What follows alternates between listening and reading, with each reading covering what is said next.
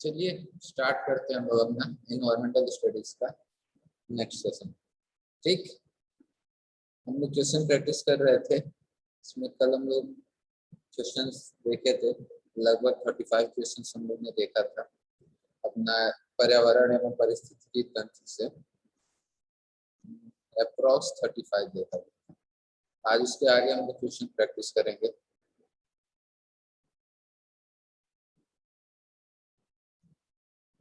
ये हो गया हम लोग का 35, यहाँ तक हम देख चुके थे।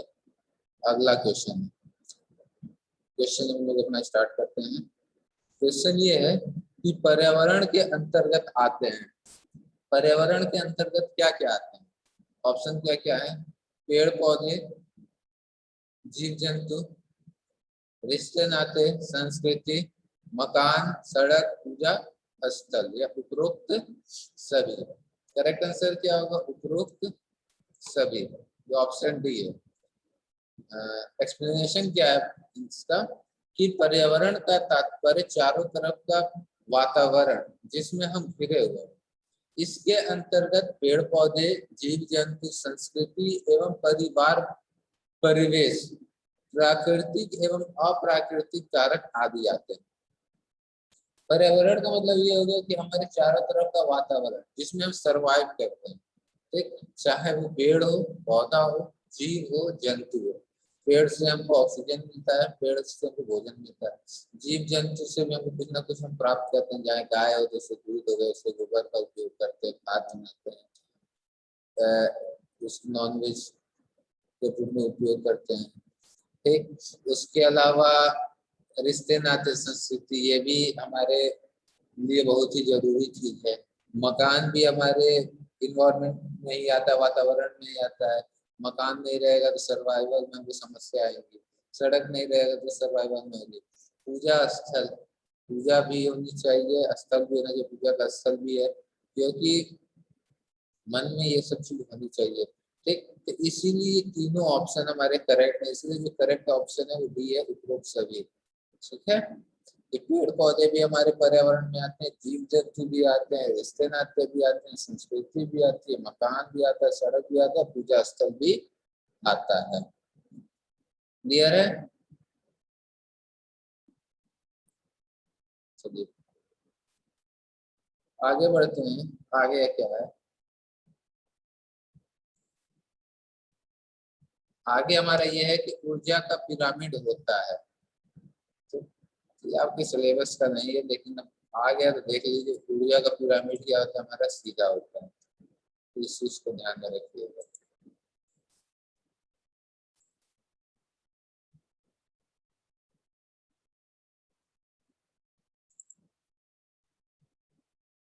अगला क्या है? प्राकृतिक एवं सामाजिक सांस्कृतिक पर्यावरण के बीच अंत क्रिया का उदाहरण है। अंत क्रिया का उदाहरण है, तो एक ऑप्शन क्या है? वनों की कटाई, शिकार, निर्माण कार्य, उपरोक्त सभी। तो वनों की कटाई होगी, चाहे शिकार होगा, चाहे निर्माण कार्य। प्राकृतिक एवं सामाजिक कार्यों मतलब सांस्कृतिक पर्यावरण के बीच अंत क्रिया होगा, ठीक, इसीलिए तीनों है। पेड़ की कटाई होगी तो भी हमारे एनवायरमेंटल दूषित होगा। किस तरीके से? क्योंकि कार्बन डाइऑक्साइड और ऑक्सीजन के बीच में बैलेंस हमारा क्या होगा? बिगड़ जाएगा। ठीक, शिकार होगा, हम अत्यधिक मात्रा में शिकार करेंगे तो वनों में क्या होंगे? जो जीव जंतु है उनकी कमी हो जाएगी, जिसके वजह से हमारा क्या बैलेंस बिगड़ जाएगा। इकोलॉजी का जो हमारा बैलेंस है, इकोलॉजी साइकिल, ठीक, ये हमारा क्या हो जाएगा? प्रभावित होगा। ये जब आप लोग इकोलॉजी साइकिल पढ़ाए थे तो उसमें बताए थे आप लोगों को किस तरीके से क्या चीज है। ठीक, इस शिकार अगर ज्यादा मतलब किस तरीके से साइकिल चलता है वो चीज बताए हैं।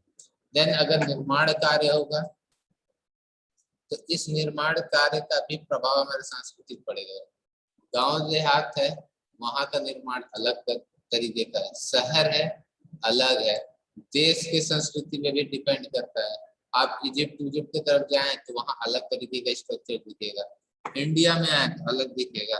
ब्रिटेन में जाए अलग दिखेगा, रोम में जाए अलग दिखेगा। तो ये वहाँ के कल्चर पे डिपेंड करेगा निर्माण का कार्य। ठीक, तो ये सारे चीजें आपकी प्राकृतिक एवं सामाजिक संस्कृति के पर्यावरण में क्या करती हैं, एक अंतःक्रिया स्थापित करती हैं।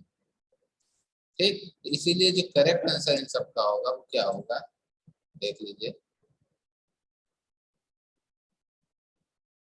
इसीलिए जो करेक्ट आंसर है वो हमारा क्या है, उपरोक्त सभी, डी। क्योंकि वनों की कटाई, शिकार एवं निर्माण कार्य प्राकृतिक एवं सामाजिक सांस्कृतिक पर्यावरण के बीच अंतःक्रिया का उदाहरण है। ठीक, so correct answer is our option D. चलिए आगे बढ़ते हैं। प्राकृतिक पर्यावरण के प्रमुख घटक, जो हमारा प्राकृतिक पर्यावरण है उसके मुख्य घटक क्या है, सभी जीव, एक ये भी है, भू-आकृतिक कारण कारक, जलवायु कारक, ये सभी। करेक्ट आंसर होगा हमारा ऑप्शन डी, ये सभी। एक्सप्लेनेशन देख लीजिए कि प्रकृति के सभी जैव व अजैव घटकों को प्राकृतिक पर्यावरण के अंतर्गत सम्मिलित किया गया है। अतः प्राकृतिक पर्यावरण सभी जीव, भू आकृतिक एवं जलवायु कारक घटक के रूप में आएंगे। आपकी जो प्राकृतिक पर्यावरण है उसके अंतर्गत बायोटिक और एबायोटिक दोनों आपके कंपोनेंट आएंगे। तो ये जीव, भू आकृति और जलवायु कारक, ये सब क्या होते हैं, बायोटिक और एबायोटिक के कंपोनेंट्स हैं। तो जब बायोटिक और एबायोटिक आपका आएगा, जाहिर सी बात है कि ये तीनों ऑप्शन हमारे क्या होंगे, प्राकृतिक पर्यावरण के अंतर्गत आएंगे। इसीलिए ऑप्शन बी हमारा क्या है, सही है। पिछले क्लास में भी आप लोग को बताए थे कि बायोटिक कंपोनेंट्स क्या होते हैं और एबायोटिक कंपोनेंट क्या होते हैं। तो बायोटिक कंपोनेंट्स हम किसको कहते हैं, किसको हम लोग बायोटिक कंपोनेंट से डिस्क्राइब करेंगे। तो बायोटिक कंपोनेंट हम उसको कहते हैं जिसके अंदर कुछ ना कुछ क्या होते हैं, जीवन हो। ठीक, जैसे पेड़ हो गया, पौधे हो गए, मनुष्य हो गए, जीव जंतु हो गया। ठीक, इसके अलावा ये सब हमारे किसके अंतर्गत आ जाते हैं, प्राकृतिक बायोटिक के अंतर्गत आ जाते हैं। अब ये बायोटिक हमारा क्या हो गया, जैसे हमारे जो भी, जैसे पानी हो गया, वाटर, ऑक्सीजन, कार्बन डाइऑक्साइड, पहाड़। ठीक, ये सब हमारे क्या हो जाएंगे, प्राकृतिक पर्यावरण। जो मिनरल्स हो गए, पेट्रोलियम हो गए, ये सब हमारे क्या है, ये बायोटिक कंपोनेंट्स है। ठीक, ये दोनों बायोटिक कंपोनेंट मिलकर हमारा क्या बनाता है, प्राकृतिक पर्यावरण का निर्माण करता है। तो करेक्ट आंसर क्या होगा, ऑप्शन बी, ये सभी।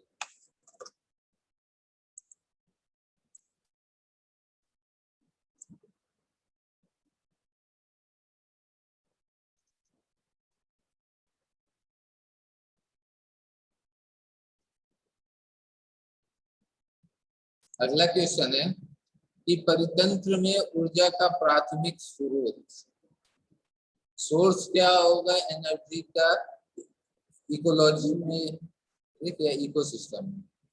तो इकोलॉजी में या इकोसिस्टम में ऊर्जा का प्राथमिक स्रोत हमारा क्या होता है, वनस्पति होता है, कि सूर्य का प्रकाश होता है, कि परमाणु ऊर्जा है, कि भोजन है। तो करेक्ट आंसर हमारा क्या होगा इसमें, सूर्य का प्रकाश, सनलाइट।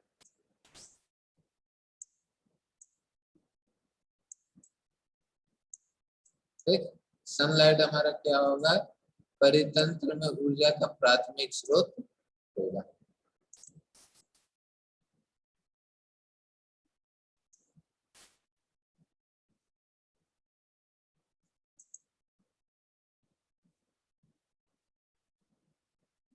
अगला क्वेश्चन है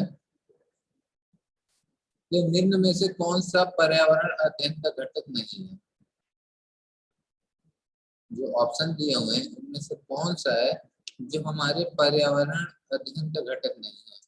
तो मानव, ये हमारा क्या होता है, पर्यावरण अध्ययन के अंदर आता है। वायुमंडल, एटमॉस्फेयर, ये भी आता है। जलमंडल, ये भी आता है। लेकिन जो सौर मंडल होता है ये हमारे एटमॉस्फेयर में, सॉरी एटमॉस्फेयर कह रहे हैं, इन्वायरमेंट के अंदर नहीं आती। तो करेक्ट आंसर हमारा क्या होगा? डी होगा। पर्यावरण अध्ययन के अंतर्गत वायुमंडल, जलमंडल, स्थल मंडल तथा जैव मंडल आदि कारकों का अध्ययन किया जाता है। पर्यावरण के अंतर्गत सौर मंडल का अध्ययन हम नहीं करते हैं। ठीक, तो इसीलिए जो करेक्ट आंसर होगा इसमें क्या होगा? ऑप्शन डी, सौर मंडल।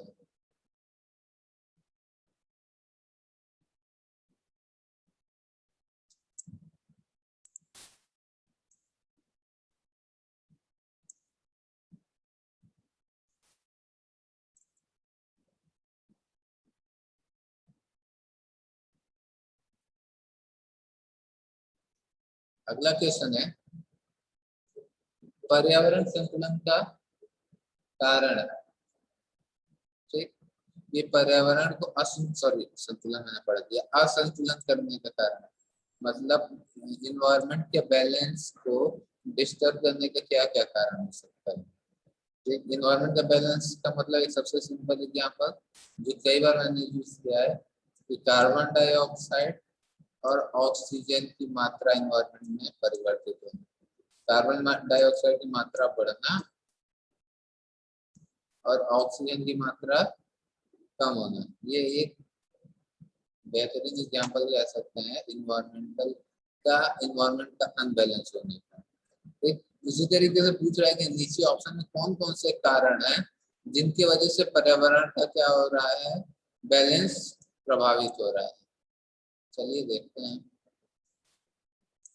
पहला ऑप्शन है कि पर्यावरणीय चेतना का अभाव, कि पर्यावरण के प्रति जो हमारी चेतना है उसका अभाव होना, जो हमारी जागरूकता है उसकी कमी होनी, उसके प्रति जो हमारा ज्ञान है उसका कम होना हमारा क्या करता है? पर्यावरण का संतुलन बिगाड़ता है। कैसे? हमको ये नहीं पता है कि वाटर किस तरीके से पॉल्यूट हो रहा है, किस कंपोनेंट की वजह से पॉल्यूट हो रहा है। ठीक, अब हमारा वाटर में अगर हम एसिड मिलाएंगे तो हमारा वाटर पॉल्यूट होगा, ये चीज हम नहीं जान रहे। उसमें भरपूर मात्रा में एसिड पार्टिकल मिक्स कर रहे हैं। ठीक, हमको ये नहीं पता है कि पेड़ कटने से कार्बन डाइऑक्साइड और ऑक्सीजन के बैलेंस में परिवर्तन होगा, हम तेजी से पेड़ की कटौती कर रहे हैं।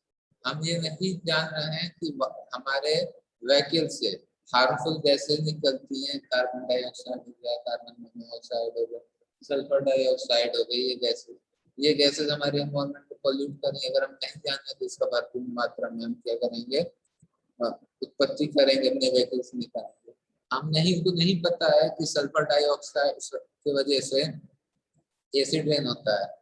ठीक, तो हम भरपूर मात्रा में सल्फर डाइऑक्साइड का क्या करेंगे? उत्सर्जन करेंगे। तो ये हमारे क्या है? पर्यावरणीय चेतना का अभाव है। तो ये ऑप्शन तो हमारा सही होगा। अब आगे बढ़ते हैं। अभी बाकी तीन ऑप्शन हमने देखे। पहला ऑप्शन हमको लग रहा है कि सही है। दूसरा है भौतिकवादी सोच। ठीक, अब भौतिकवादी सोच भी हमारे क्या होगी? पर्यावरण के असंतुलन का क्या करेगा? कारण होगा। और भोगवादी प्रवृत्ति, ठीक, ये भी हमारा क्या होगा? प्रकृति के असंतुलन का कारण होगा। तो इसलिए जो करेक्ट आंसर है वो हमारे क्या? इनमें से सभी है। डिस्क्रिप्शन एक बार इसका देख लेते हैं कि पर्यावरण असंतुलन का मुख्य कारण पर्यावरण के संसाधनों का अनुचित दोहन, सात पर्यावरण के प्रति लोगों की जागरूकता का अभाव इसका कारण है। बढ़ती जनसंख्या, बढ़ता के कारण पर्यावरण का संतुलन बिगड़ गया, जिसके कारण अनेक प्रकार प्राकृतिक आपदा असमय आ रहे हैं। ठीक, तो पर्यावरण का असंतुलन इन तीनों कारकों की वजह से होता है। इसीलिए जो करेक्ट आंसर है वो हमारा क्या है? इनमें से सभी। ये तीनों की वजह से हमारा पर्यावरण का बैलेंस, मतलब इन्वायरमेंटल बैलेंस द्वारा प्रभावित हो रहा है। क्लियर है? आगे बढ़ते हैं हम लोग।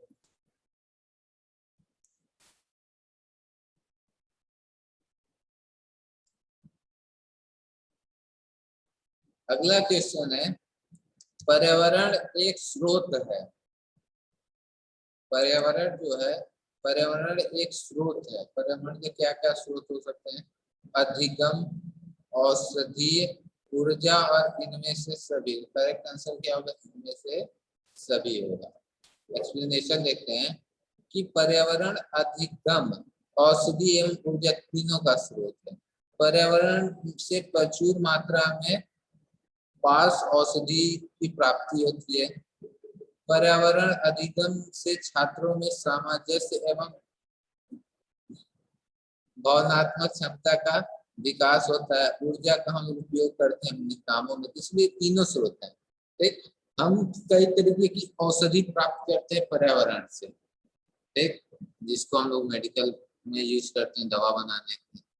ठीक, ऊर्जा का प्राप्त करते हैं, चाहे सोलर एनर्जी हो, सौर ऊर्जा, चाहे विंड एनर्जी हो, चाहे जल का उपयोग करते हो, चाहे न्यूक्लियर एनर्जी हो, ठीक, चाहे पेट्रोलियम हो, चाहे हमारा कोयला हो, जो है ये सब एनर्जी हम कहाँ से प्राप्त करते हैं? पर्यावरण से प्राप्त होते हैं। और अधिगम ये भी एक स्रोत है, इसके प्रति हम छात्रों को इसके सामंजस्य और इसके भाव का क्या कर सकते हैं, बता सकते हैं। ठीक, तो इसीलिए इसका जो करेक्ट आंसर होगा वो हमारा क्या होगा? इनमें से सभी वाला ऑप्शन करेक्ट होगा। चलिए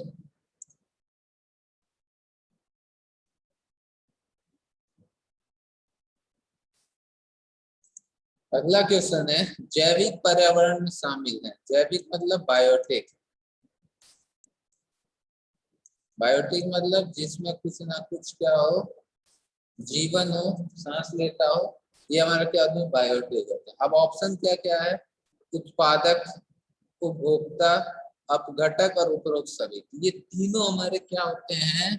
उत्पादक, उपभोक्ता और अपघटक हमारे क्या होते हैं? बायोटिक कंपोनेंट्स में आते हैं। इसलिए ऑप्शन डी हमारा क्या है? सही है। अब बारी बारी से देखते हैं। उत्पादक, जिसको इंग्लिश में हम प्रोड्यूसर कहते हैं। उत्पादक मतलब प्रोड्यूसर। उत्पादक प्रोड्यूसर किसको कहते हैं? जो भोजन को क्या करता है? प्रोड्यूस करता है। एक जो भोजन का क्या करता है? खुद ही क्या कर लेता है? प्रोड्यूस कर लेता है, बना लेता है। जैसे पेड़, ठीक, ये पेड़ हमारा क्या है? प्रोड्यूसर का काम करता है। ये क्या करता है? सूरज की ऊर्जा से, सनलाइट से, सॉइल से, वाटर से खुद ही क्या करता है? भोजन बनाता है और उसका क्या करता है? ग्रहण करता है। ये किसी पे डिपेंडेंट नहीं होता, ये स्वयं डिपेंडेंट होता है, खुद पे डिपेंड होकर बाकी चीजों का उपयोग करके अपना भोजन बना लेता है। देन आता है कंज्यूमर, उपभोक्ता। अब इस पेड़ का इस्तेमाल करके, चाहे कोई जानवर हो, जैसे गाय हो गई, जंगल में रहने वाले जीव जंतु क्या है? जैसे हिरन हो गया,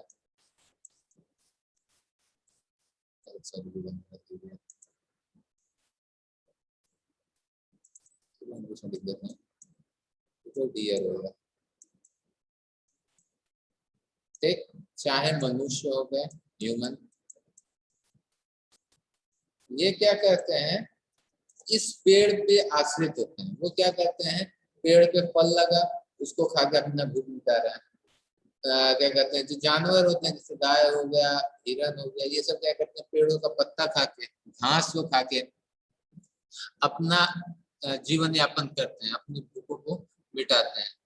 ठीक, फिर आता है इसी में कंज्यूमर में ही हमारा आ जाते हैं जानवर। जैसे हो गए जानवर, जैसे हमारा शेर हो गया, वो शेर क्या करेगा? इस हिरन का शिकार करेगा, उसको खाएगा, वो भी हमारे कंज्यूमर में आते हैं। देन हमारे आते हैं अपघटक, डिकम्पोजर।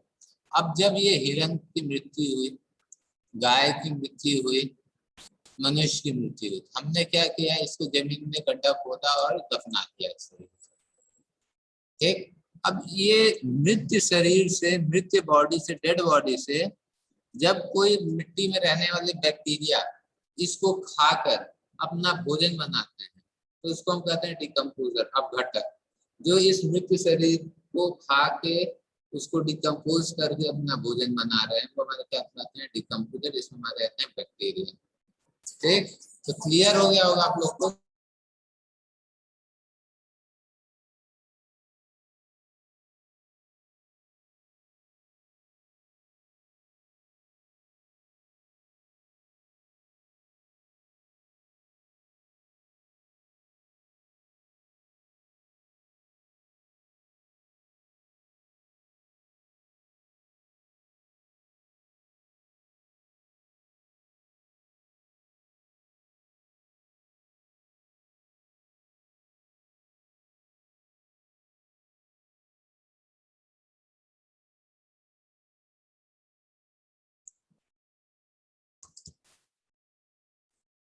ठीक है।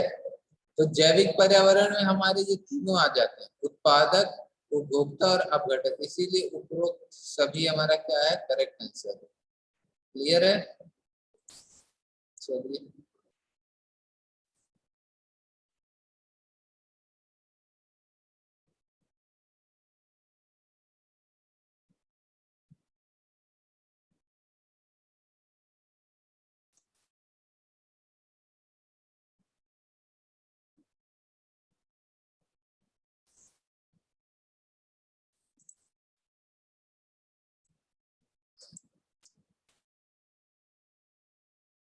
आगे बढ़ते हैं।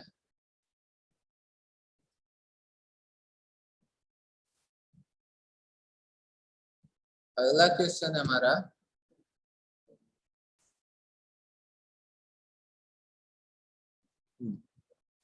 निम्नलिखित विकल्पों में से कौन से पर्यावरणीय मुद्दे हैं? ठीक, जो ऑप्शन दिए गए हैं इसमें से कौन सा ऑप्शन हमारा पर्यावरणीय मुद्दा है, इन्वायरमेंटल से रिलेटेड टॉपिक है? तो जल संरक्षण, ये हमारा इन्वायरमेंट का बहुत बड़ा मुद्दा है कि कैसे हम वाटर को संरक्षण करें, बचाएं।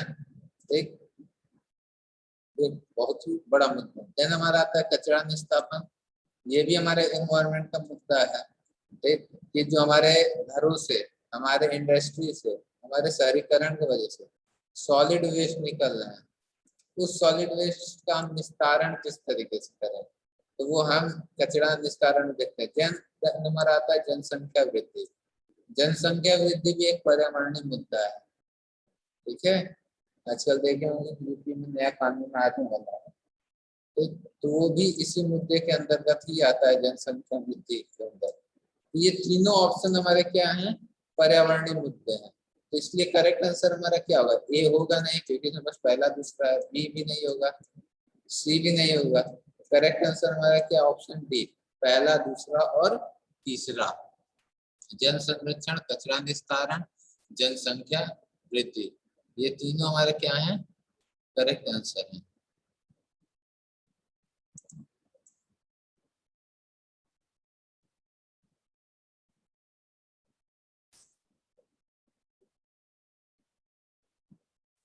चलिए,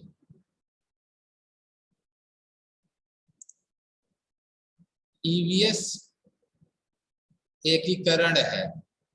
ईवीएस का फुल फॉर्म आप लोग सब लोग जान रहे होंगे, ई एस। ईवीएस का फुल फॉर्म क्या हो गया, इन्वायरमेंटल स्टडीज, यहाँ देखिए लिख क्या हुआ है। अब इन्वायरमेंटल स्टडीज क्या है, कि इसके अंतर्गत क्या क्या आता है, तो इसके अंतर्गत आपका विज्ञान आता है, सामाजिक अध्ययन आता है और पर्यावरण शिक्षण आता है। विज्ञान क्या, कि ये किस वजह से हमारे इन्वायरमेंट हमारा पोल्यूट हो रहा है, किस तरीके से इन्वायरमेंट को पोल्यूट होने से बचाएं, ये आप किस में पढ़ेंगे, इसके विज्ञान में पढ़ेंगे। ठीक, कि किस तरीके से इन्वायरमेंट को हम प्रोड्यूस होने से, पोल्यूट होने से बचाएं, क्या क्या ऐसे कारण है जिनकी वजह से इन्वायरमेंट प्रोड्यूस हो, इन्वायरमेंटल पोल्यूट हो रहा है। जैसे एयर पोल्यूशन, हमारे गैसेस के बैलेंस की वजह से होता है, CO2 हो गया, ऑक्सीजन हो गया, कार्बन डाइऑक्साइड हो गया, इन सब की वजह से। तो ये क्या है, इस विज्ञान के अंदर आ गया। देन हमारा आ गया सामाजिक अध्ययन, कि किस तरीके से समाज हमारे एनवायरनमेंट को पोल्यूट कर रहा है। जैसे शहरीकरण हम लोग कर रहे हैं, पॉपुलेशन इंक्रीज हो रहा है, शहरी इंडस्ट्रियलाइजेशन हो रहा है, औद्योगिकरण हो रहा है। ठीक, ये हमारा क्या हो जाएगा, सामाजिक अध्ययन के अंतर्गत आ जाएगा, कि ये सामाजिक प्रक्रिया बढ़ रही है जिनकी वजह से हमारा क्या हो रहा है, समाज दूषित समाज में जो पर्यावरण है दूषित हो रहा है, तो उसको किस तरीके से हम सुधार करें। देन हमारा आ रहा है पर्यावरणीय शिक्षा। पर्यावरणीय शिक्षा में कौन कौन से कानून पारित हुए पर्यावरण को बचाने के लिए, ठीक, कैसे कैसे इन्वायरमेंट को पोल्यूट होने से बचाएं, ये हम पर्यावरणीय शिक्षा में पढ़ेंगे। तो ईवीएस के अंतर्गत क्या क्या आ गया, हमारा विज्ञान आ गया, सामाजिक अध्ययन आ गया और पर्यावरणीय शिक्षा आ गया। तो ऑप्शन सी हमारा क्या है, करेक्ट आंसर है। ईवीएस के लिए विज्ञान, सामाजिक अध्ययन और पर्यावरणीय शिक्षा। ठीक,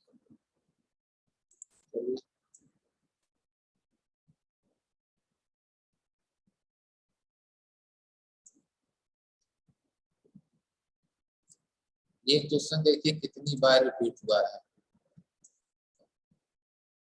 पीडीएफ में उठा के देखिएगा ये कितनी बार फिट हुआ, कितनी बार मतलब पूछा गया, तो इसका आप सोचिए कितना इम्पोर्टेंट क्वेश्चन होगा आपके टॉपिक पे। इसीलिए इसको मैंने आप लोग के पेपर में भी दिया था। एक क्वेश्चन क्या है, पृथ्वी पर ऊर्जा का चरम स्रोत पवन है, सूर्य है, पौधे हैं कि जानवर हैं? करेक्ट आंसर क्या होगा, सूर्य। डी ऑप्शन हमारा क्या होगा, करेक्ट होगा। ये तब आप लोग जैसे क्वेश्चन पढ़े इसको बाकी ऑप्शन पढ़ने की जरूरत नहीं, तुरंत आप लोग को ऑप्शन बी सूर्य को हमको क्या करना चाहिए, टिक करना चाहिए। ठीक है।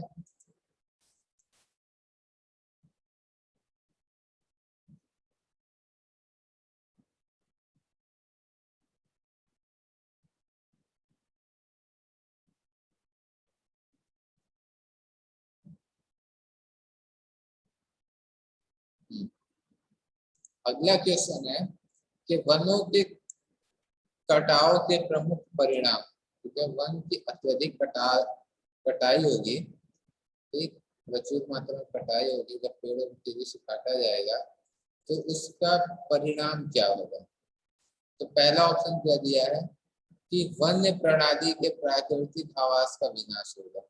सही है। ठीक, कि जो वन में रहने वाले जीव जंतु हैं, जैसे शेर हो गया, हिरन हो गया, तेंदुआ हो गया, हाथी हो गया, इन सब के रहने का आवास, जो प्राकृतिक आवास है, उसका क्या हो जाएगा, विनाश हो जाएगा।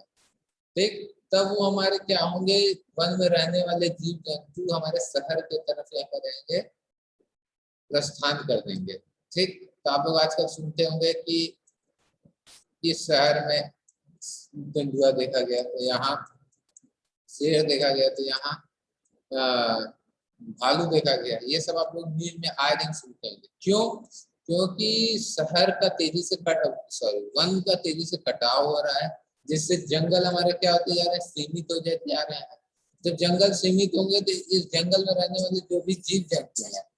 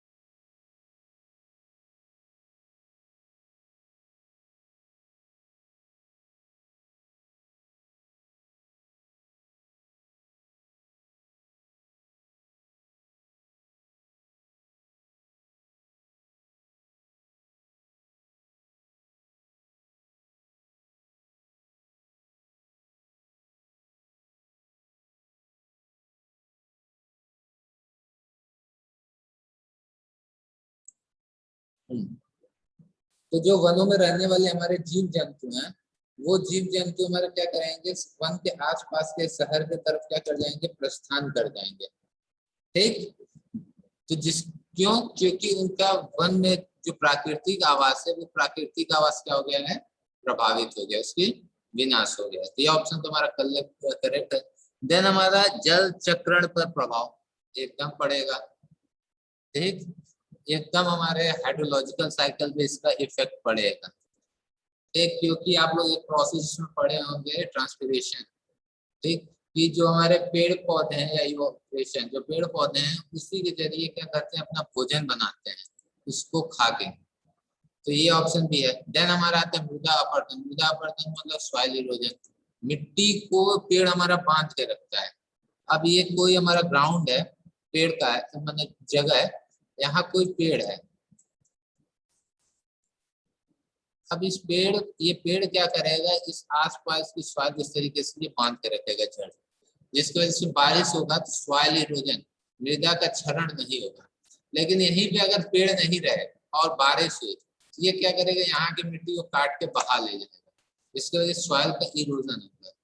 ठीक, तो अब तीनों हमारे सही है। अब ऑप्शन देखते हैं, केवल एक गलत होगा, 2 और 3 गलत होगा, केवल 3 गलत होगा। तो ऑप्शन 1, 2 और 3 हमारा क्या होगा, सही होगा। मतलब तीनों ऑप्शन हमारे क्या होंगे, करेक्ट होंगे।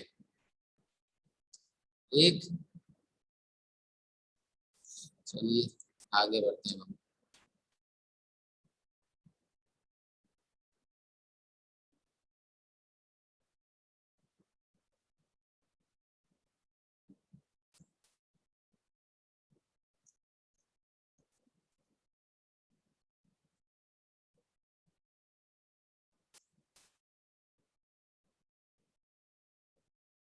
अगला क्वेश्चन है कि जल चक्र को नियंत्रित करता है घास स्थल, वन, पलवक या अपरिरोही।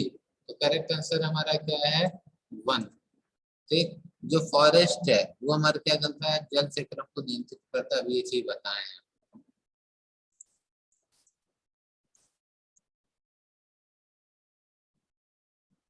आगे का क्वेश्चन है, पेड़ों की कटाई घटाती है वर्षा, मृदा अपरदन, भूस्खलन या ये सभी।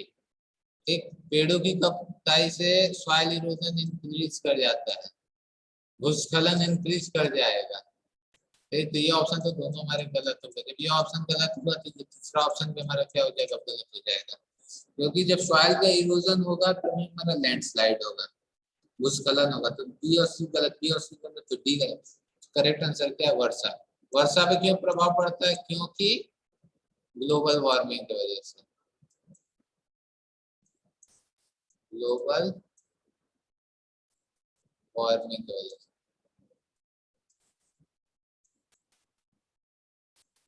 ठीक, ग्लोबल वार्मिंग की वजह से असर पड़ता है। चलिए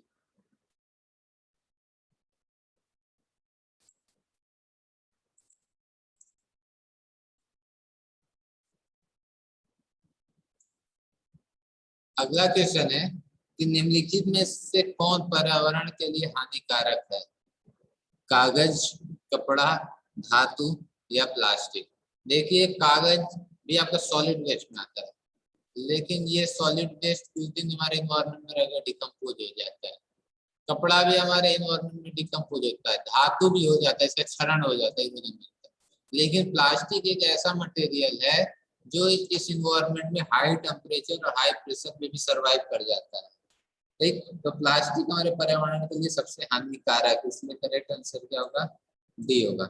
डिस्क्रिप्शन क्या है कि प्लास्टिक का उपयोग करना पर्यावरण के लिए हानिकारक होता है, क्योंकि इसे ना तो नष्ट किया जा सकता है और ना ही पुनः चक्रण लिया जा सकता है।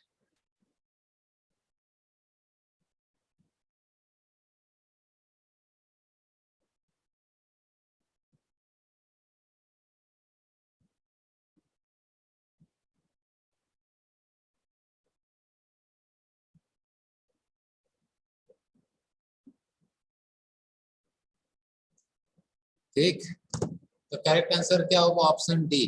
क्योंकि प्लास्टिक हाई टेम्परेचर और हाई प्रेशर पे भी क्या होती है, इसका डिकम्पोजिशन नहीं होता है, इसका क्षरण नहीं होता, इरोजन नहीं होता है। और कुछ प्लास्टिक ऐसे होते हैं जिनको हम क्या कर सकते हैं, रिसाइकल भी नहीं कर सकते हैं।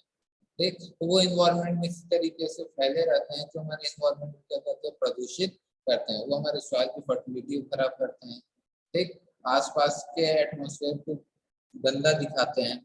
तो इसीलिए प्लास्टिक जो होगा हमारा सबसे हानिकारक तत्व होगा। ठीक है ना। चलिए आज हम यहीं पे समाप्त करते हैं, क्वेश्चन नंबर 60 पे। कल आएंगे तो हम लोग इसके आगे क्वेश्चन प्रैक्टिस किया जाएगा। कल 35 क्वेश्चन लग लेगा, तो आज 60 क्वेश्चन लग, सॉरी 25 क्वेश्चन टोटल हम लोग का 60 क्वेश्चन हो गया है इस चैप्टर से। कल हम लोग जब आएंगे तो फिर आगे का चैप्टर देखेंगे। आज यहीं पे अपना टॉपिक समाप्त करते हैं।